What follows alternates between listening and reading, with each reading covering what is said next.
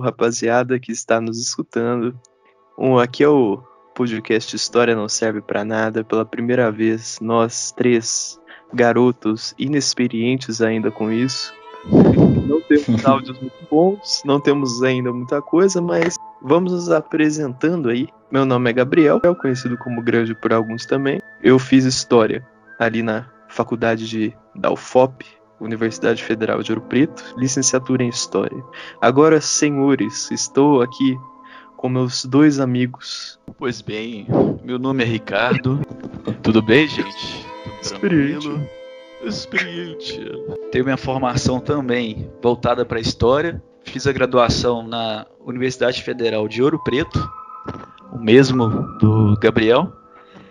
E a gente está iniciando esse podcast aí para a gente discutir algumas coisas interessantes. História, cultura pop, né? E tudo mais. E é isso. E o último esquisito? O restante. Sou Vitor, em Piracicaba me chamam de Billy, né? E Mariana é Vitor mesmo, não tem mudança nenhuma não. Mas também formado em História, mas é isso aí, tamo aí. Aí agora com o nosso time já formado, né? 3 amigos de sala, ali em Minas Gerais, que é somente a terra do nosso amigo Ricardo, né? Que ele é de BH. Somente Joe. O nosso intuito com esse podcast é simplesmente falar de qualquer coisa da cultura pop, só que envolvendo história. Porque a gente sabe, né, que a gente vive num momento complicado aí em relação à disciplina de história. Muita gente, né, voltada às vezes até muito contra, diríamos. Não só a sociedade, né, mas dentro da história mesmo. Tem muita gente que ainda pensa que a história tá resumida aos livros, né, aos documentos, e a gente quer passar uma ideia que a história se a gente parar para pensar, está em muitos lugares, né? E um desses lugares a gente vai trazer aqui, né, que é o caso do primeiro episódio, que é um game, né? Red Dead Redemption 1, para quem curte, né? Um dos jogos mais famosos aí, agora uma franquia, né? São 2 jogos da Rockstar. A gente vai falar um pouco disso, mas agora eu, como âncora desse programa, queria trazer como historiadores gostam, né? Uma problematização aqui para vocês dois. Pode mandar. Seguinte, igual o Ricardo falou aí da questão dos próprios historiadores mesmo, dentro da própria história, né? As pessoas estarem sempre pensando na questão só do passado, na questão do documento impresso, do documento da folha. E a gente está tratando aqui, por exemplo, aqui no primeiro episódio, de um game, né?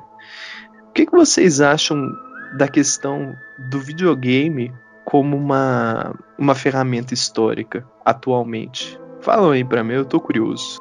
Bem, eu acho que serve para tirar um pouco o historiador daquela cadeira de marfim, né, bem cheio com pompa, né? Eu acho que serve para colocar ele um pouco com os jovens, com o que as pessoas gostam de jogar, o que as pessoas gostam de se entreter, desde o celular, que tem joguinho sobre Idade Média, sobre tudo, até consoles mais pesados e computadores. Hoje em dia acho que o Ricardo sabe falar até mais que eu sobre isso. Não, que isso, experiente. Passou a bola pegando. Não, na verdade eu acho importante porque a história ela não está parada, né? A história não está parada no passado, então a gente tem que o tempo inteiro dialogar com as inovações, né, da sociedade, das mudanças, né? E eu acho que uma dessas coisas são as mídias, coisa que eu vejo um pouco no campo da história, que a gente precisa ampliar isso. A gente está aqui para poder trazer esse espaço para a gente também, como historiador, né? Sim, com certeza. Renovar, né, um pouco. Até porque a gente vê, né, em sala de aula, dando aula mesmo, quando a gente começa a falar só da questão de texto, assim, né, vamos ser sincero e direto aqui, coisarada velha, assim. Vamos mandar no meio, né? Vamos, né, parar de ser hipócrita. Quando a gente começa com esse negócio de texto, disso, daquilo, você vê que a molecada já fica menos instigada do que, por exemplo, jogar um Red Dead Redemption analisando o jogo, né? E assistir um documentário daqueles que o narrador tem aquela voz dramática e tudo preto e branco e lento, tá ligado? E dá sono. Não, isso do é mesmo verdade. jeito. Isso é verdade. Dá um sono do caramba, cara. Mano, deixa eu falar pra vocês. Esses dias, né, uma turma lá tava apresentando seminário de Primeira Guerra Mundial. E aí as meninas lá do grupo colocaram um vídeo. Acho que, né, se eu passar pra elas vão até estar ouvindo isso. Mas não foi por mal, não. Elas passaram um vídeo assim, mano, nossa, quando o Franz Ferdinand morreu lá, que foi o estopim da guerra, e era aquela dramatização, aquele negócio preto e branco. Ô, mano, eu tava assistindo assim, eu quase dormi na apresentação delas. E o seu professor ainda, hein? Esse é o cara sincero, esse é sincero. Eu vou ser sincero, desculpa, eu sou Não, tem que ser. do século XXI. Tem que ser sincero, né, não, Vitor? Tem que ser, eu concordo. Eu acho que só sendo sincero pra gente buscar o problema, porque vai ficar com essa lenga-lenga, o historiador está acima de tudo. Primeiro que a gente não tem mais empolgação da sociedade, né? Ninguém, quando vai um historiador falar da sono, ou é o Karnal, ou é isso, ou é aquilo, sabe?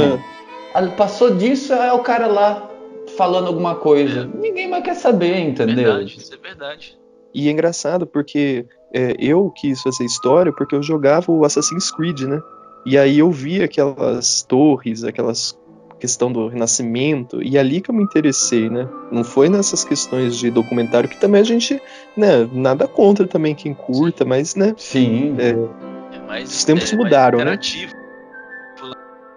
né? Mais interativo. E hoje em dia mesmo, os próprios documentários, eles estão mudando. Porque não dá pra ficar mais aquele cara falando e um monte de imagem preto e branco no fundo. Isso tá mudando. Você pode perceber nos documentários mais novos. São documentários que encenam batalhas, que tem toda uma cinematografia muito grande, que gastam muito mais dinheiro. Vocês viram aquele documentário, acho que é da Primeira Guerra, que saiu no Netflix agora, que é Primeira Guerra em cores?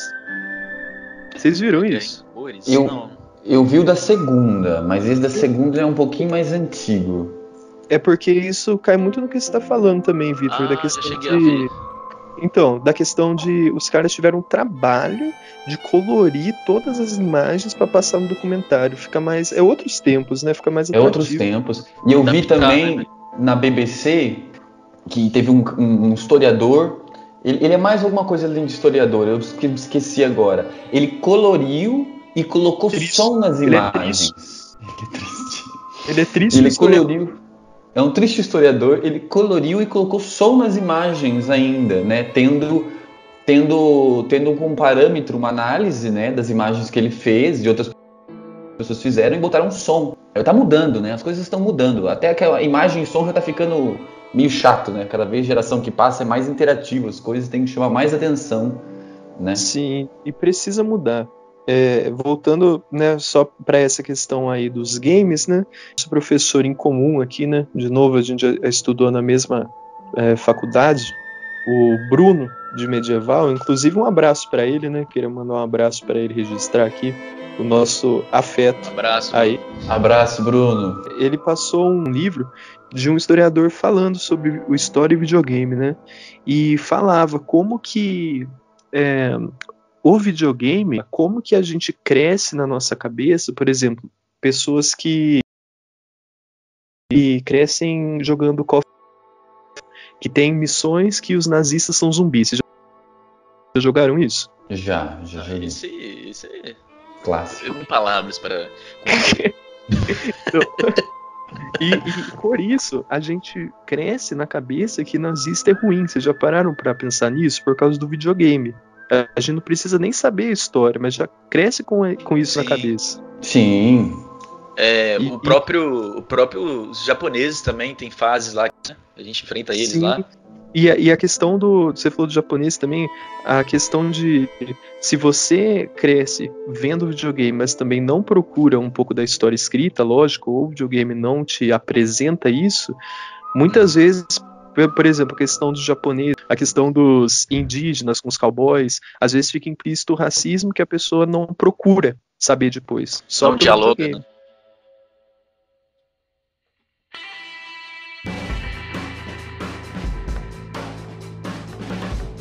Vingança, redenção e tocar gado. Red Dead Redemption 1 se baseia em fazer favores para os outros e se frustrar. De Armadilho ao México, John, um ex-membro de gangue, tenta recuperar sua família das mãos de fora da lei. O Velho Oeste que conhecíamos com seus tiroteios e cowboys, com seus duelos cinematográficos, está agora em declínio. O ano era 1911. Vários conflitos políticos não apenas dentro dos Estados Unidos, xenofobia pra caramba, construções inovadoras, medicina tentando se desenvolver, contato entre indígenas e homens brancos. Tudo isso envolve um dos jogos mais rentáveis da Rockstar Games. E perguntamos, qual será o reflexo das consequências históricas que envolvem o enredo do jogo? Um jogo de videogame pode ter uma ligação em que vivemos nos dias de hoje? Ou história não serve pra nada? Daí faz uma experiência.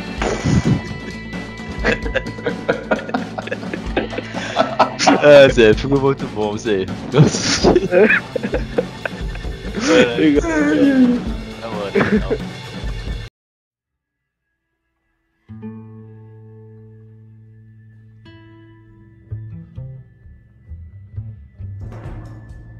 Então, falar um pouquinho aqui da nossa experiência jogando o jogo. Pode começar, Vitor.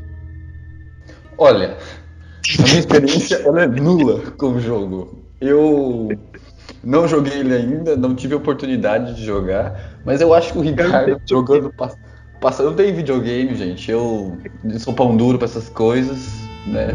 Gasto com umas coisas, mas sou pão duro com muitas. O Ricardo, o grande, me conhece. Sou pão duro com algumas coisas e gastão com outras. Videogame não é uma delas. Mas adoro videogame. Mas o Ricardo e o Grande vão conseguir conduzir aí melhor. Sei. Começa aí, experiente Ricardo Mineiro. Pode falar, qual foi a sua experiência, Zé, jogando Red Dead? Você curtiu? Qual que foi? O 1, né? Cara, eu tive contato com Red Dead antes de lançar esse Red Dead Redemption, né? Que era o Revolver. Eu joguei a primeira vez no PlayStation 2. Pra mim, assim, foi um dos jogos que me marcou. E aí eu fui pro PlayStation 3, tive contato com esse, o Red Dead Redemption, né? E assim, cara, pra mim foi um dos melhores jogos que eu joguei até hoje. Tanto na questão da história, quanto na questão da jogabilidade também, né? Cara, Rockstar Games também, né? Eu não tive o contato com os anteriores, né? Igual você teve. Eu lembro que o único contato de jogo de Velho Oeste que eu tive, assim, que eu me lembre, antes do Red Dead, foi o Gun, de Play 2. Ah, eu joguei também. Só que assim, mano, quando eu joguei o Red Dead 1, eu zerei 2 vezes ele. Uma foi em 2012, que daí eu vi uma data aqui do jogo, eu lembro que eu já comprei e zerei, então foi uma em 2012 e uma ano passado. E eu vou falar, isso aí que você falou, Ricardo, é real. Pra mim, assim, se não foi o melhor, foi um dos melhores jogos que eu joguei na minha vida, de história, de jogabilidade. Incrível. E eu até bati aqui nos negócios. É muito bom. Acho que durante a nossa explicação aqui do contexto histórico que se passa ele, a gente vai poder falar dos detalhes, né? Mas assim, sem sombra de dúvidas, um jogo incrível, né? E ele foi um jogo, né? Dá uma introdução aqui mais ou menos. Lançado em 2010, né? Ou seja, tem uns 10 anos aí que foi produzido. É um jogo disponível para PlayStation, Xbox, PC, ou seja, tá em todas as plataformas, né? E a história dele se baseia num cara, né? Cara chamado... Qual o nome? John Marston. Tá. John era um fora da lei, né? Estadunidense. Na época, vamos dizer assim, de pleno desenvolvimento industrial. Ele foi membro de uma gangue muito tempo. Ele volta para os Estados Unidos depois de um tempo nas celas, né? Ele volta para lá e começa a ter relações com um xerife de lá. E aí o que acontece? Esse xerife, o Edgar Ross, não sei se você lembra dele, ô Grande, aquele experiente lá de bigode. Só que ele é inexperiente, né? Mas tudo bem. Ele chega pro John e fala o seguinte: olha, você foi membro de uma gangue no passado e eu quero que você acerte as contas agora para você se tornar livre, para você poder viver com a sua família em paz. Mas Ricardo, onde estava a família dele? Mas daí tem um porém. A família dele estava presa, né?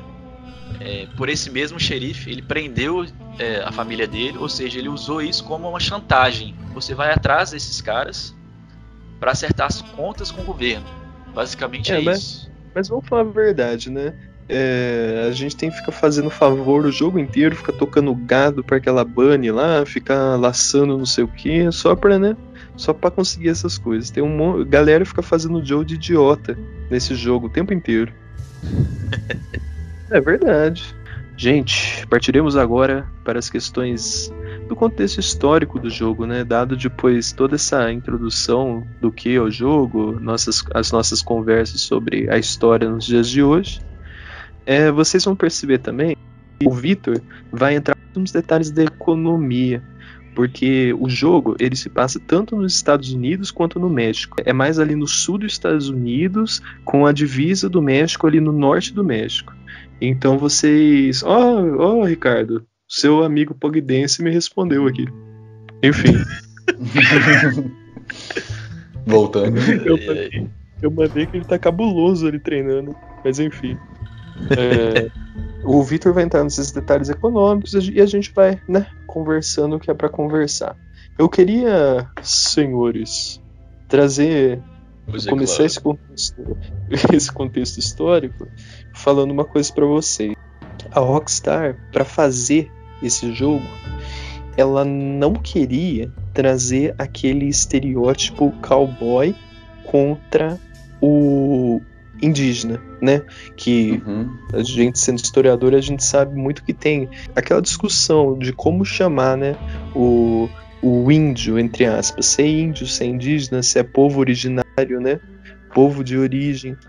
É uma grande discussão que não vai caber agora nesse podcast, né? Nesse episódio, né, do podcast. Mas enfim, a Rockstar falou que não queria trazer isso tão em evidência, mostrando o povo originário da América, né, como vilão.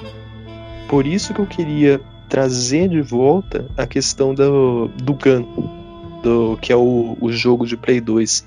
O Gun, quando ele foi feito, deve ser 2004, 2002, não sei a data, tá? Dá pra perceber no jogo que eles não tiveram o cuidado necessário com a imagem do povo de origem, né, do indígena. Por exemplo, eu lembro que no Gun aparecia aparecia os índios assim louco, tá ligado? E não falava nada, e era isso.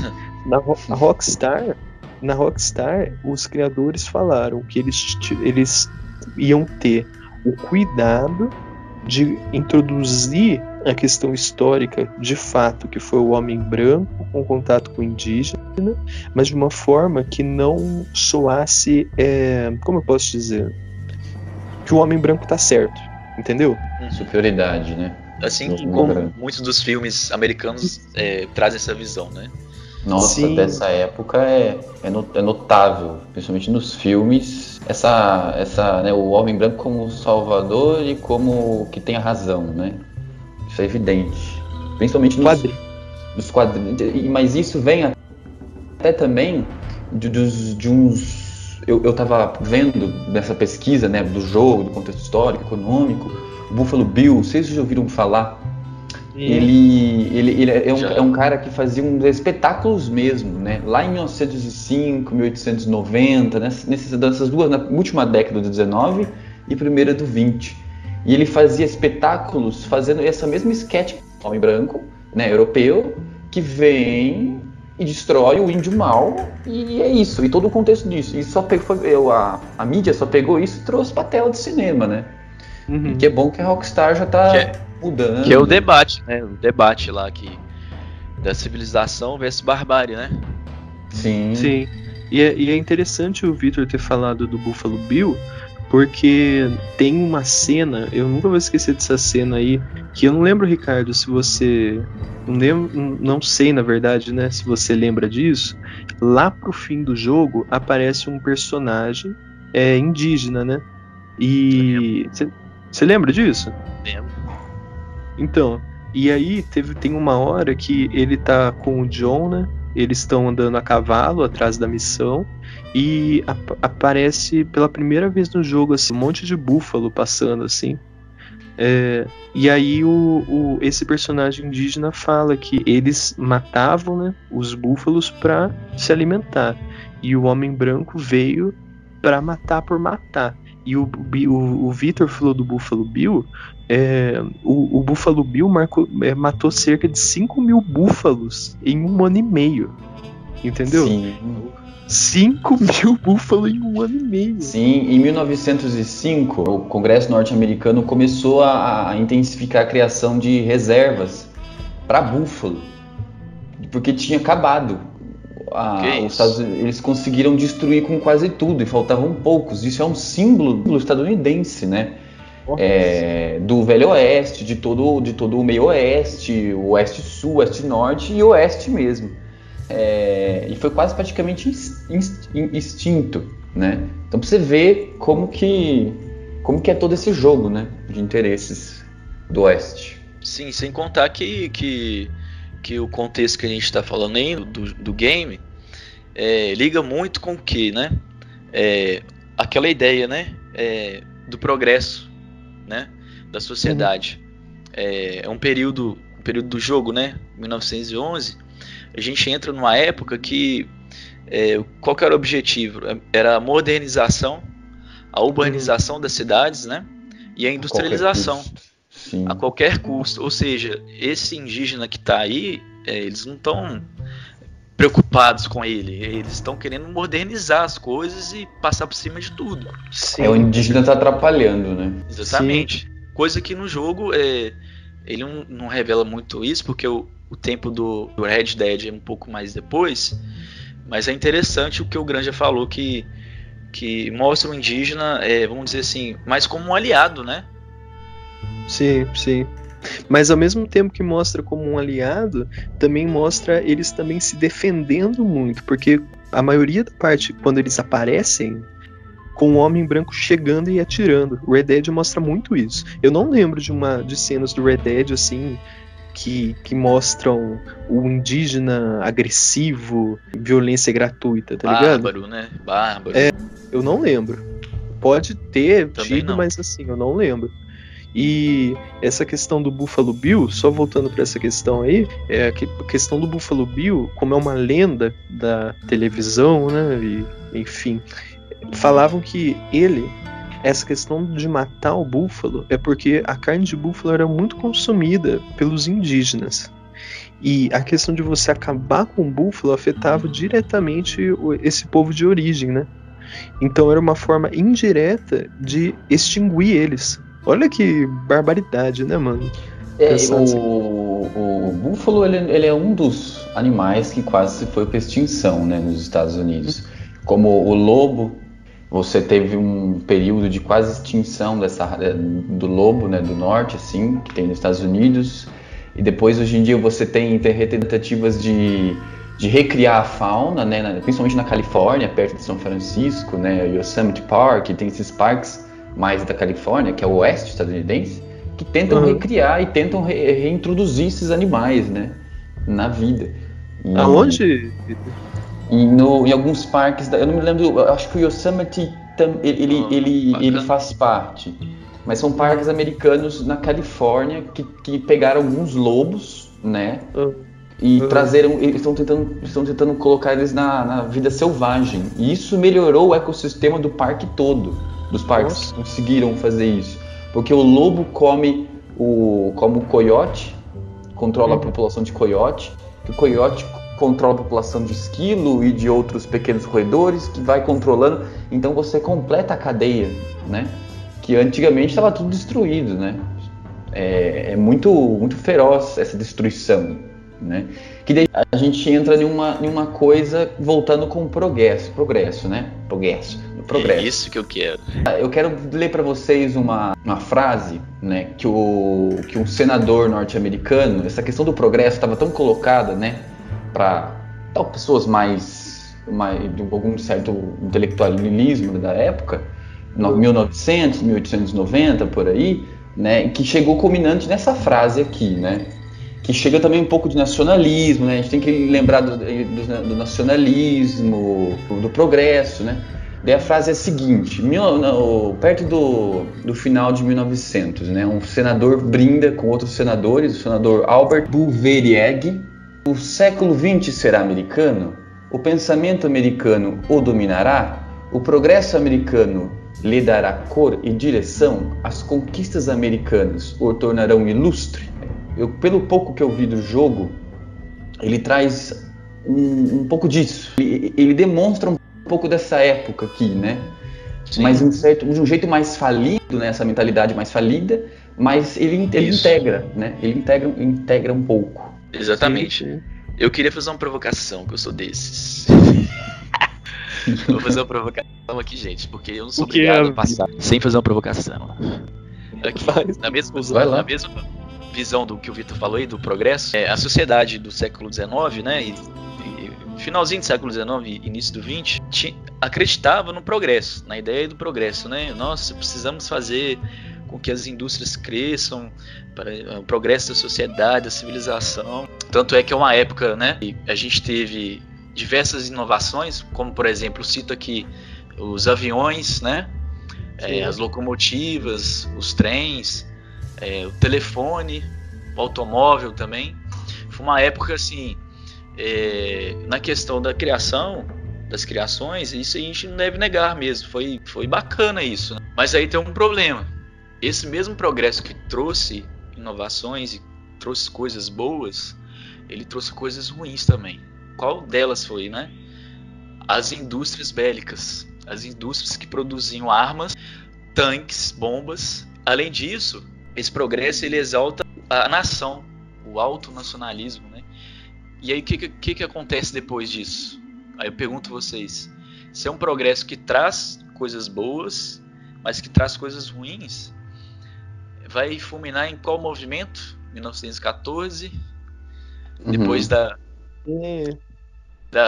indústrias de armas e nacionalismo. Qual o movimento? Tá falando da Primeira Guerra Mundial? Primeira Guerra Mundial, pois. Sim. É um progresso que traz coisas boas, mas que traz coisas ruins. A gente tem a Primeira Guerra Mundial logo ali.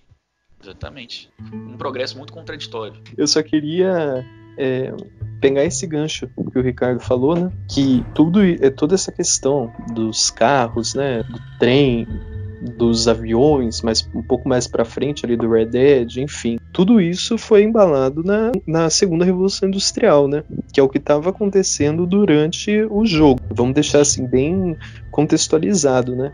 O que foi a segunda Revolução Industrial? Foi quando a França, a Alemanha, o Japão e os Estados Unidos, que é no caso do jogo, né, e principalmente a Inglaterra, começaram a se estabelecer como potências muito fortes e mudar daqui para frente o destino do mundo, né, com as invenções e tal. Para quem jogou o jogo, visualizar muito bem isso. Ricardo, você lembra qual que foi a primeira cena do Red Dead? Qual que é a primeira cena? Cara, eu acho que é no trem. Exato! Acho que é no trem, né? Isso. E na primeira cena tá um John sentado no trem. É muito marcante isso. Atrás dele tem duas senhoras elitistas e na frente do John tem uma menininha falando com o vô, que agora a gente tem carro, que a gente tem... Estão fazendo uma coisa que voa, que é o avião, né? Enfim, falando de toda essa modernização. E depois, quando o John sai do trem, a primeira coisa que aparece é um carro. Então, assim, só pra desenhar bem isso que o Ricardo tá falando. A modernização do modernização. século. Isso. Uhum. Sabe o que eu falo para os elitistas? Sabe o que o povo fala? Pode falar? Pode.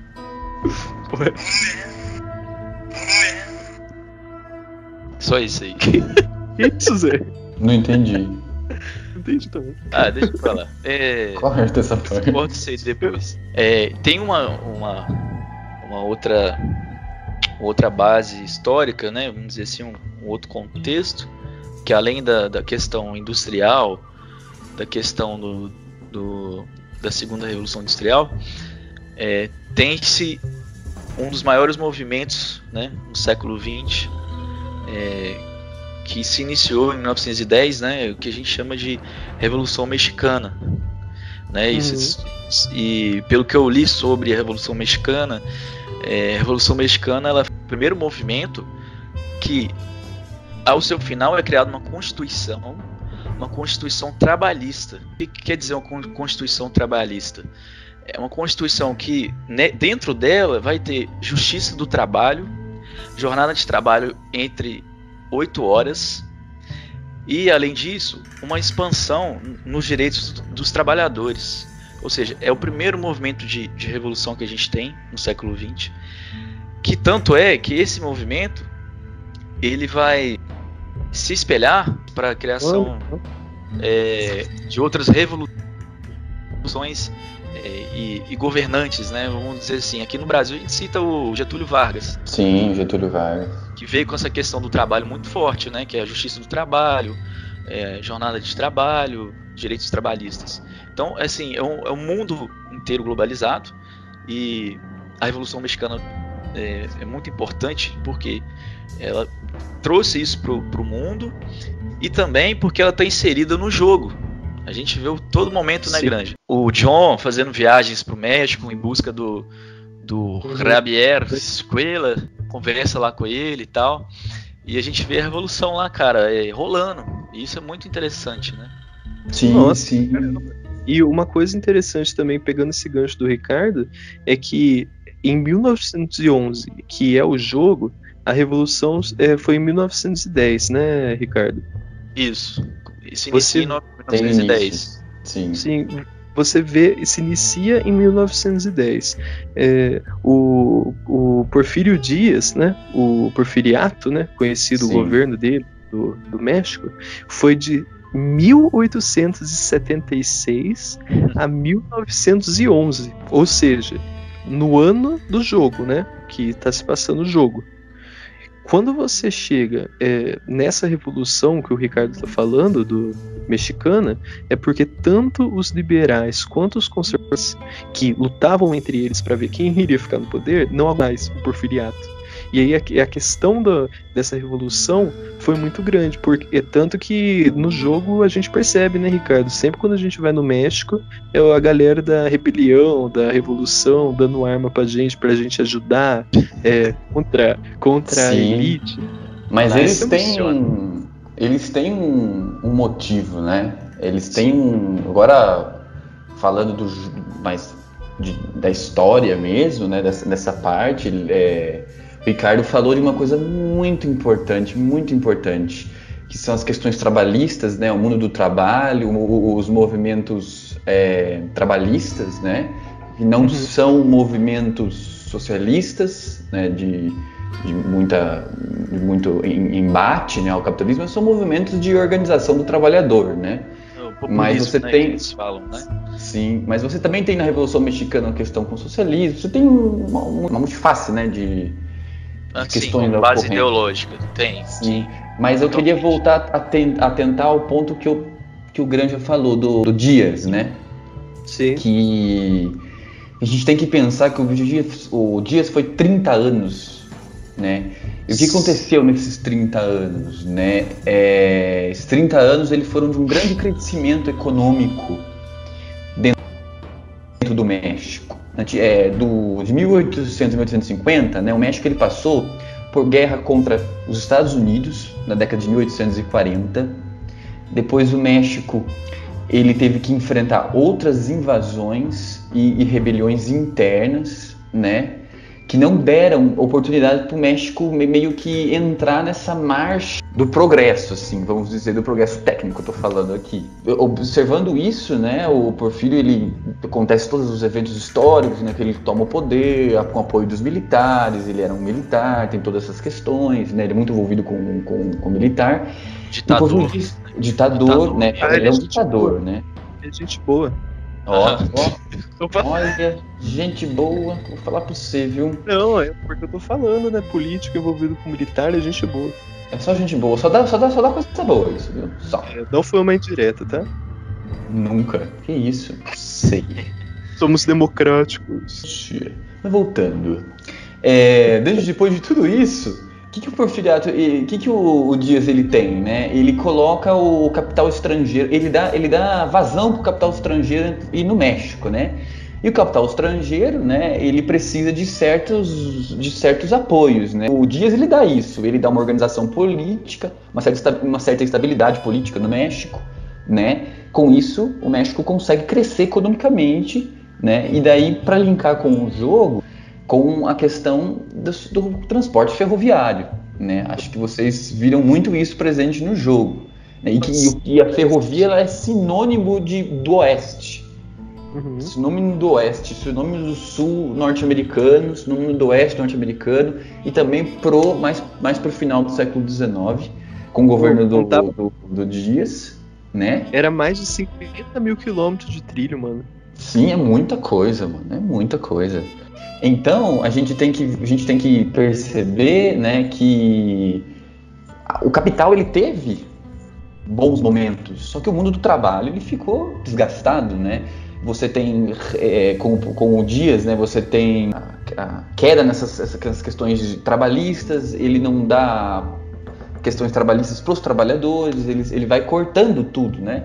Assim que eclode no início do século XX, como o Ricardo falou, né?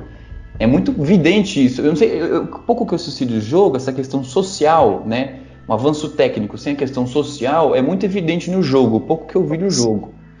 Como que é latente no governo do Dias. Que ele trouxe o capital externo, ele trouxe todo o aparato, as ferrovias estouraram nos Estados Unidos e no México também, né? Ele quase triplicou a questão de exportação do México, apesar de ser produto primário, que é commodities, né? Commodities são petróleo, minério, comida normal, carne, essas coisas. Isso, só dando um parênteses no que você falou aí, das malhas de ferroviárias no México, né, que foi um empréstimo estrangeiro que o Dias fez, quando as comitivas estrangeiras iam ao México, o Dias pedia para remover, mano, os indígenas que circulavam na cidade do México, porque senão causaria má impressão. Nossa, então, eu nem assim, cheguei a ver esse detalhe. Extremamente... Completamente, né? Aí é outra coisa. Mas isso serve pra gente pensar também como que, tudo bem, a gente pensa nos Estados Unidos, nessas questões raciais, é lógico que a gente tem que apontar o dedo, mas também a questão mexicana também, né? Sim, acho importantíssimo apontar isso e perceber que não é só os Estados Unidos, né? Tem toda uma questão racial que envolve o México também, e dos mexicanos com os Estados Unidos, né? Com certeza. E nessa questão econômica aí, o Vitor, você que tá por dentro aí da questão econômica também, mais que a gente, qual que era a principal diferença assim, da economia dos Estados Unidos para a do México? Olha, nessa época do Porfírio Dias. Do Porfírio Dias. É muito difícil ele falar isso, mas nós temos duas coisas. Nós temos uma economia mexicana, que ela é uma economia exportadora. Toda economia quer ser uma economia exportadora, porque exportar é bom, né? Exportar é bom, balança de pagamentos ok, é bom, né?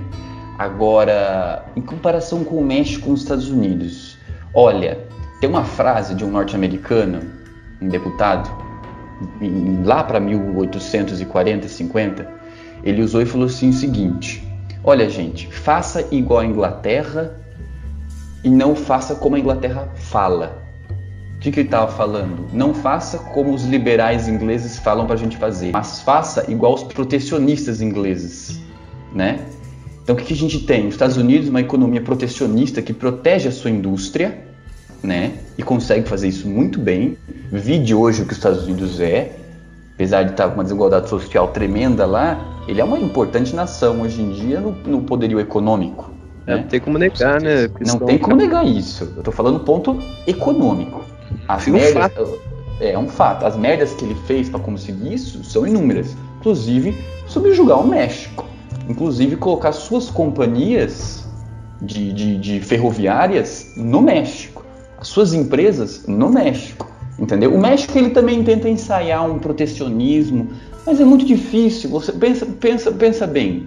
País vizinho, né, cara? País vizinho. A gente aqui já tem problema com a interferência estadunidense na nossa economia. O Chile tentou com Allende, né, no século XX também. A gente tentou com o como é que chama? O populista nosso aqui, o Getúlio Vargas. A gente tentou ensaiar um projeto de desenvolvimento nacional, né? Que o México tentou também. Só que a interferência dos Estados Unidos é tão grande, que mexe nessas bases, né? Então, de maneira geral, o México ele tenta ser protecionista, mas não consegue. É muito difícil, gente, né? É a questão do que tá ali perto da segunda revolução industrial, é a questão do neocolonialismo, né? Sim. Que é o depois do colonialismo, como a gente sempre vê ali na escola básica, onde o navio vai no Brasil, Portugal explora o Brasil, os indígenas. O neocolonialismo, imperialismo, né? É onde, por exemplo, igual o Vitor falou, a guerra civil ali nos anos 1845, ali, 1846, onde os Estados Unidos, por exemplo, quer incorporar o Texas, o México. Sim. Depois ainda quer pegar a Alta Califórnia, Novo México. E aí, na guerra de 1846, que os Estados Unidos saiu vitorioso. Só que daí, quem tá ouvindo e não percebeu, porque às vezes a gente tem dessas, mas vocês podem ver algumas cidades aí dos Estados Unidos, né? Las Vegas. Sim, São Francisco. Isso aí é espanhol, né? Ou seja, com certeza. O engraçado, cara, é que a economia do México nessa época aí era bastante agrária, né? E enquanto a estadunidense é industrializada, vamos dizer assim, industrial. Sim, principalmente no norte, né? E aí a gente pega o Brasil como exemplo, são muito semelhantes com o México também, porque era bastante agrário, e o Brasil era comandado pelos fazendeiros, né? O que a gente chama das oligarquias. Sim, as promessas de... Isso, Ricardo, perfeito o que você falou. As promessas de reforma agrária, né? O México, nessa época, também era comandado por oligarcas, né? Verdade. A promessa de reformas agrárias, ela tá intrínseca um pouco também, tá junto nessa revolução, né? E que mostra no jogo muito bem, né? E de maneira geral, o México, depois, ele sai muito parecido com o Brasil. É um país que se tornou dependente dos interesses externos, né? É um país que ele precisa de investimentos externos e faz o que precisar deles, nem se precisar matar os indígenas, tirar essa terra indígena e colocar uma linha férrea, que isso aconteceu nos Estados Unidos, não sejamos hipócritas, nos Estados Unidos, no Brasil e no México, claro, na América, uma outra parte também colocava assim, pequenas reservas, para você colocar estradas de ferro e ligar o país. E assim vinha essa tal, como é que chama? Esse tal progresso, né? E é bem importante isso que você falou, Vitor, porque tem uma carta do chefe Calda Pintado, ele diz que as estradas ferroviárias dos Estados Unidos, né, citando os Estados Unidos, era a causa de todos os problemas de seu povo, né? Porque elas eram usadas porque viabilizava a exploração agrícola, né, das terras inacessíveis, ou seja, essas terras inacessíveis era onde ainda tinham os povos originários, né, e chegavam neles. Sim. O que será que faziam quando chegavam neles, né? Não, e o legal é que o jogo mostra isso muito bem, que a gente está falando aqui em um grande tempo, né? O jogo demonstra o tempo inteiro a Revolução Mexicana, o que o Victor falou da economia, né? A gente vê um pouco disso no jogo. Para quem não jogou aí, para vocês fazerem a conexão, a gente está falando da história, mas isso daqui que a gente está falando está dentro do jogo também. De uma forma, vamos dizer assim, talvez mais simples, mas muito perceptível isso daí no jogo, né? E o que o Granja acabou de falar aqui sobre a questão das terras, né, indígenas, na Revolução Mexicana, um dos lemas da Revolução, né, foi o que o Vitor falou: reforma agrária era o objetivo, né, você distribuir as terras de forma democrática para o povo, e também você distribuir essas terras para as terras indígenas, coisa que no Porfiriato, né, depois do regime dele lá, do Porfírio Dias, sobraram, vamos dizer assim, 3% de terra indígena no México, né? É uma estatística assim, muito pequena, né? E a Revolução, ela tenta retomar essas terras que eram dos indígenas, né? E sempre foram, né? Sim, claro. E também, Ricardo, você falando do México, a gente tem que lembrar que o jogo se passa em 1911. Em 1830, ou seja, 80 anos antes, né? Houve nos Estados Unidos uma lei conhecida como Indian Removal Act, que é lei de remoção dos índios, né? Que foi feita para os que obrigavam eles a migrarem para reservas localizadas lá no oeste do rio Mississippi. Então aí havia reação dos indígenas, né? Sim. Ou seja, quando havia essa reação, havia de volta, né? Sim, com certeza. Com certeza. E o governo que dizia que o limite dessas terras seriam respeitados, até parece, né? Sim, mas desde o início você tem uma relação belicosa, né? Uma relação não harmoniosa, né? Como você tem também outra lei em 1962, vamos falar outra lei aqui, gente, que foi aprovada pelo Congresso norte-americano em 1962, que retirava qualquer pessoa, além de indígenas, do seu território para passar uma ferrovia, né? Nossa. Entendeu? Então é o Exatamente. Estado dando suporte para o capital, né? Não estou falando o Estado intervencionista, estou falando uma coisa mais complexa, mais com um nível de complexidade maior, né? Que o Estado, ele colabora para o capital, sabe? O capital gerar lucro, né? E nem que seja destruir mais de 1.000 indígenas e passar por cima. Ele não está nem aí. Poluir um rio. Aquele meme dos dinossauros olhando o meteoro, falando a economia, e agora a economia. E agora? Verdade. Isso casa muito bem com o que a gente está vivendo, né? Mas enfim, só um pouquinho mais de veneno. Os indígenas, essa questão de 1830, que teve o Indian Removal Act, depois em 60, que teve essa lei que o Victor disse, eu, pensando agora, visualizando o jogo aqui, eu não consigo mesmo ver muita presença indígena no jogo. Não consigo. É sempre em lugares isolados, né? Não é, Ricardo? A presença indígena no jogo, ela é no final do game, vamos dizer assim. Sim, né? Sim. Poucas vezes mesmo, realmente. Porque a história, ela se baseia, né, no John lá procurando seus ex-amigos, né? E aí a presença indígena é nesse sentido, né, igual você falou. Ele encontra, não sei se você lembra o nome, mas do indígena. São poucos episódios que a gente vê mesmo o indígena lá, mas não deixa de ser também importante, né, da gente trabalhar também, porque... Mas eu digo pela questão de ser anos depois dessas leis, às vezes também eles quiseram mostrar que foi tanto massacre que o número também diminuiu. Será? Pode ser.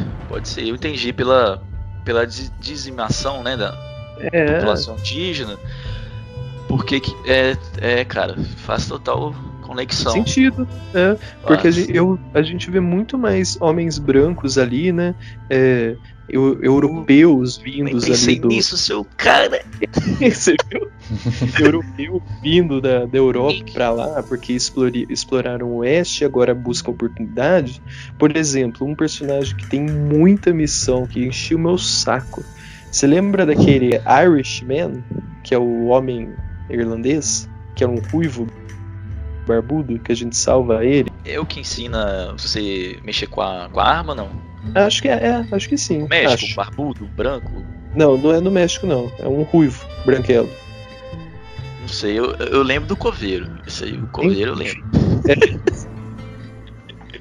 Enfim, o Irishman, né, o homem irlandês, lá no Velho Oeste, a gente vê na presença de filme, até da maneira que eles chamam ele durante o jogo, né, o irlandês, a gente vê a presença muito dos irlandeses nos Estados Unidos naquela época do Velho Oeste, porque foi da época da Grande Fome, que era de 1845 a 49 na Irlanda, que foi o auge, né, da Grande Fome.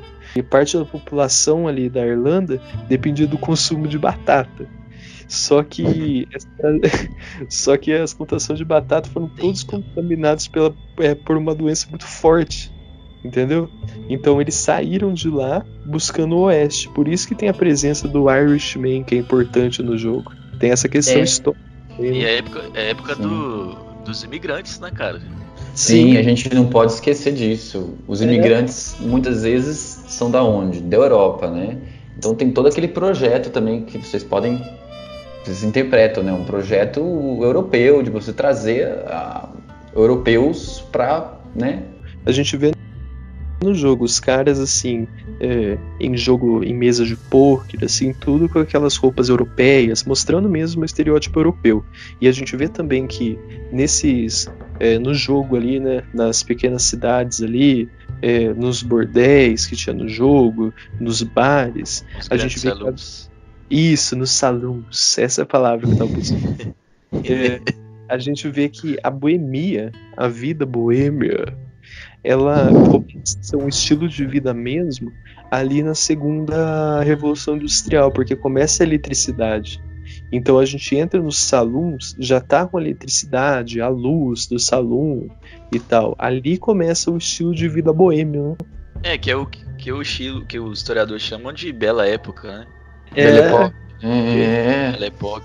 Galera tomando café em Paris como cidade de espelho para o mundo, né? Sim. De espelho para o Rio de Janeiro, de espelho para a cidade do México, né? Para vocês terem ideia mesmo, tem Belo Horizonte, né? Apesar dos seus grandes erros urbanísticos e citadinos, Belo Horizonte teve como espelho em sua criação, né? Paris. Vocês sabiam disso? Eu não sabia disso. Não sabia, não. Porque se você for analisar no centro da cidade, são grandes avenidas, né? Largas, bem largas, parecida com a avenida que tem no Arco do Triunfo, na França. E tem esse projeto de estética. Eu já cheguei a ler um texto de um historiador falando isso, que no Brasil tem muita coisa na questão arquitetura, né? Pensando o Paris. Não sei se vocês já chegaram a ver isso. Eu cheguei já a ouvir falar que outros professores de história, né, lá na mesma universidade, falando que o Rio de Janeiro, né, cidades como que eu ouvi falar do Rio, que se inspiravam, né, na Europa para fazer iluminação, a calçada, tudo, né, meio que copiar, né? E o interessante é que eles falam que foi uma bela época, né? Vamos dizer assim, uma época que estava fora das guerras. Havia um pensamento muito positivista, né? Pós-guerra. Quando você está vivendo, você tem um governo de ditadura no México, você tem uma população indígena dizimada o tempo todo, as indústrias tomando os lugares deles, né? Então, pobreza. Como é que eu vou dizer que é uma bela época, assim, né? Tem muitos conflitos ali também, né? E também a arte africana subjugada, né? Porque nessa época, a arte africana, a gente tá falando muito da questão francesa e tal, das artes, mas a arte africana da Belle Époque era totalmente subjugada. E a gente vê reflexos disso até hoje, né? Sim, africana e indígena, né? Totalmente subjugada. Uhum. E a gente vê também, a gente falando dessa questão do jogo, da Belle Époque, também a gente pode perceber na segunda Revolução Industrial, na época do jogo, havia a política do Big Stick, né? Sim. Que é fale com suavidade e tenha na mão um grande porrete. Era uma política para afastar os interesses imperialistas dos europeus dos continentes americanos que os Estados Unidos usavam, porque estava rolando a segunda Revolução Industrial. Aí tinha a Europa, né? Principalmente a Inglaterra, acabando com tudo, né? Principalmente na Ásia ali, fazendo imperialismo na Ásia, na África, mando tudo de todo mundo. E os Estados Unidos, que estava ali mais pro lado oeste, né? Do mundo ali, pensando que a Terra é plana. Cuidado, hein? Cuidado que a gente pode cair. Muito legal. Então, ele estava todo focado onde ele tinha alcance, né? Que era ali a América Central, a América do Sul. Por isso que eles usavam essa política de Big Stick. Que daí, aí que foi criado, por exemplo, a construção do canal para o Nicarágua e para o Panamá. Que era um grande canal para usufruir ali, né? Fazer um neocolonialismo gostoso ali. Sim, os Estados Unidos participou largamente dessa construção. Não é no México, né? Mas ele é perto. O canal. Ele participou largamente. Os investidores norte-americanos participaram muito na construção deste canal, né? Que facilitava o transporte de carga entre os dois oceanos. E era durante o jogo no Theodore Roosevelt, né? Que foi de 1901 a 1909 e tal. Que foi uma expansão vigorosa, assim, igual você tá falando mesmo, gigante. Tanto é que o filho dele vai ser presidente, né? Depois, no período da Grande Depressão. O Franklin Delano Roosevelt. Cara, eles são pai e filho? Não quer dizer pai, não. São parentes, né? Não sabia. Pai não. Mas são parentes. Legal. São grandes presidentes norte-americanos. Um é democrata, o outro é republicano.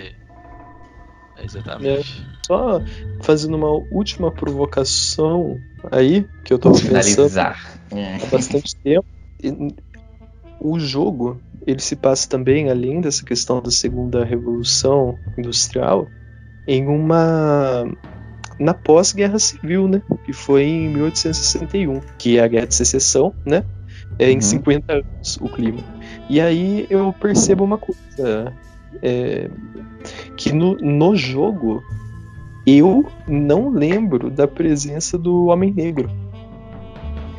Eu não lembro. No jogo? Nas prévias que eu vi, eu também não se tem essa presença.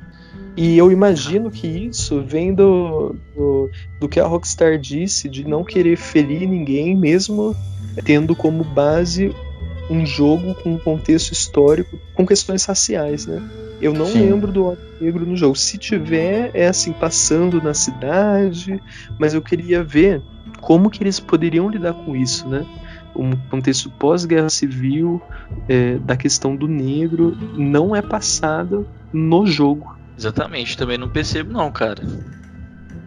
E tem uma última coisa que eu vou fazer a consideração aqui. No jogo, o Granja, a gente vê que tem alguns conceitos, né? Vamos dizer assim. Por exemplo, o John, ele tem muito a ver com a narrativa heróica, né? que é o herói e tal. A gente vê a presença da vingança, né, como um conceito comum também. A justiça com as próprias mãos, vamos dizer assim, né? Sem o Estado, né? A gente não tem um Estado muito forte assim ainda. E os ideais de liberdade, né? Que é o que a gente está falando o tempo todo, né? Sobre os indígenas, sobre o que é liberdade naquele tempo, né? Tanto é que essa questão da justiça com as próprias mãos, ela é comum para quase todo o Velho Oeste, né? Que o jogo está inserido.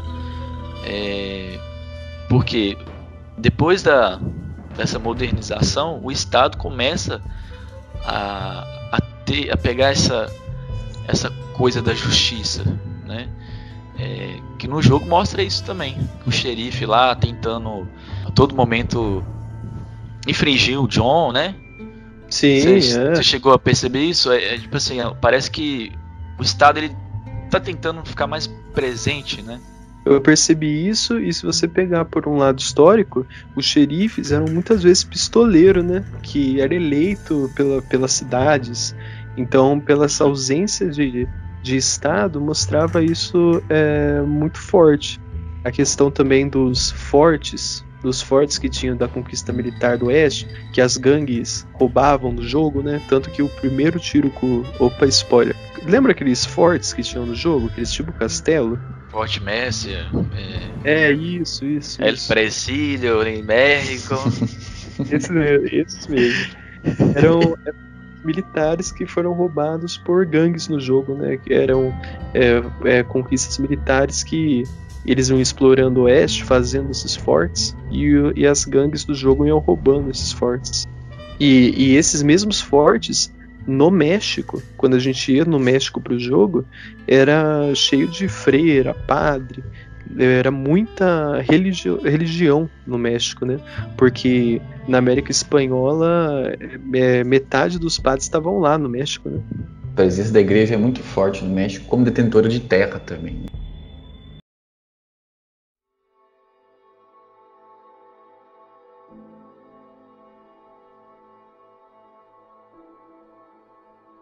E aí, galera? Bem, já ouvimos mais uma vez para finalizar nós escutando, né? E agora a gente vai entrar nas considerações finais. Gente, esse foi o nosso primeiro podcast, né? Espero que vocês tenham gostado, fazendo uma faxina, ouvindo aí, dirigindo o carro, fazendo o que vocês quiserem. Em casa nessa linda quarentena. É verdade, né? Não pode andar de carro. Mas, né? A não ser... Enfim. Shopping. Enfim. Falando de um mundo pós-apocalíptico, se você estiver na rua agora. Mas, enfim. A gente vai trazendo, né, questões da cultura pop para vocês. Espero que vocês gostem. Eu tive que falar um pouco baixo hoje, porque, né, eu moro num apartamento bem pequeno, tem pessoas dormindo, enfim. Agradeço pela paciência de todos e principalmente dos meus 2 amigos aqui que estão firmes e fortes comigo. É nóis. Vocês têm alguma indicação de filme, além do jogo? Eu queria dar só uma última coisa, um documentário muito bom, chama Gigantes da Indústria, do History, mas é uma coisa boa do History, gente.